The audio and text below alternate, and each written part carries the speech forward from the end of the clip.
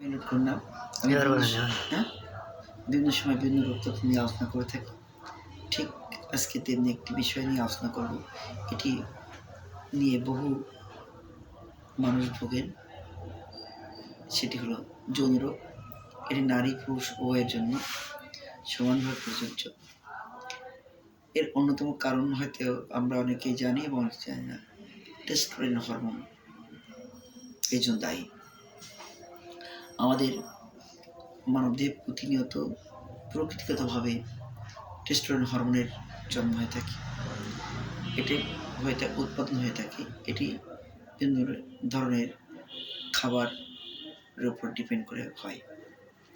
তো আমরা অনেকেই জানি না, এই টেস্টোস্টেরন হরমোনটা শুধু যৌক্তিক চাহিদা পূরণের জন্য নয়, এটি মানবদেহের জীবন শক্তিকে বাঁচিয়ে রাখে। তার শক্তি, সামর্থ্য, সাহস, মানসিকতা, অল এভরিথিংস একটা মানুষকে পূর্ণাঙ্গ মানুষে রূপান্তরিত করে।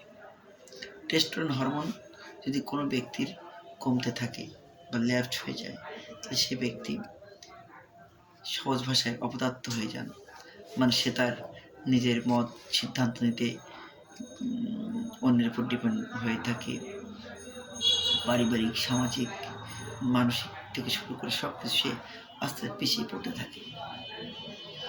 দেখবেন অনেকটা উদাসীন হয়ে যায়। এরকম সমাজে অনেক মানুষ আছে। আমি প্রতিনিয়ত এই টেস্টোস্টেরন হরমোন বৃদ্ধি করার জন্য অনেক মানুষ আসে। আসলে শুধু আমাদের এই টেস্টোস্টেরন হরমোনটা ওষুধ নির্ভর হলে চলবে না। এটি আমাদের কিছু খাদ্যাভ্যাস পরিবর্তন করতে হবে বা সংযোজন করতে হবে। তাহলে আমরা এর সুফল দ্রুত পাব। আর একটা জিনিস আপনাদেরকে জানিয়ে দিতে চাই, testosterone hormone is the most important of our human body.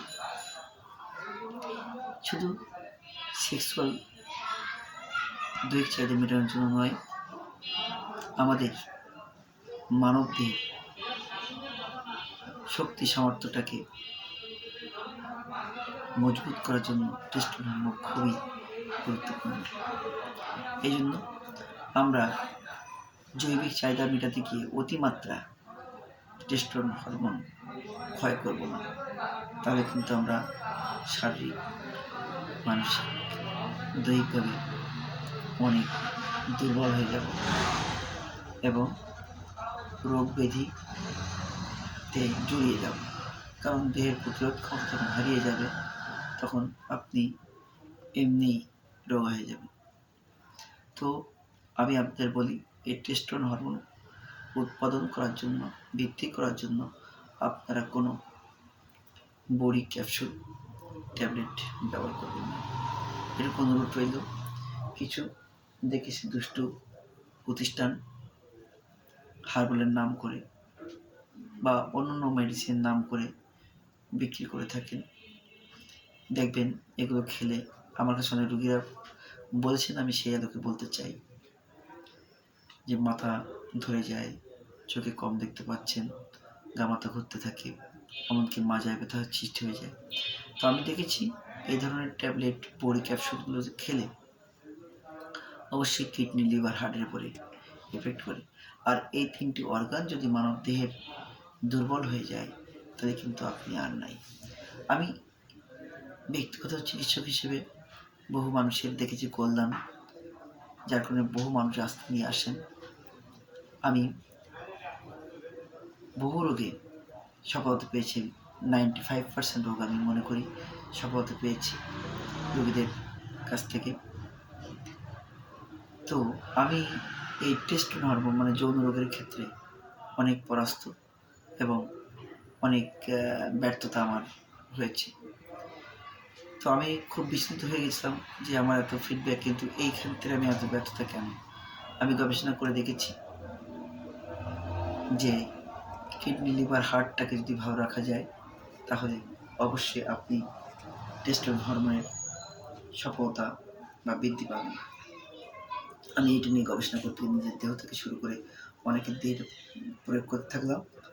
Heart, kidney, লিভারটাকে সবল করতে লাগলাম। পরবর্তীতে রোগীরা আমাকে ভালো ফিডব্যাক দিয়েছে, যার কারণে আমি আর স্পেসিফিকলি যৌন রোগের কোনো চিকিৎসা না করে হার্ট, কিডনি, লিভারটাকে ভালো রাখার পরামর্শ দিই এবং তারপরে আমি মেডিসিন ইউজ করে থাকি।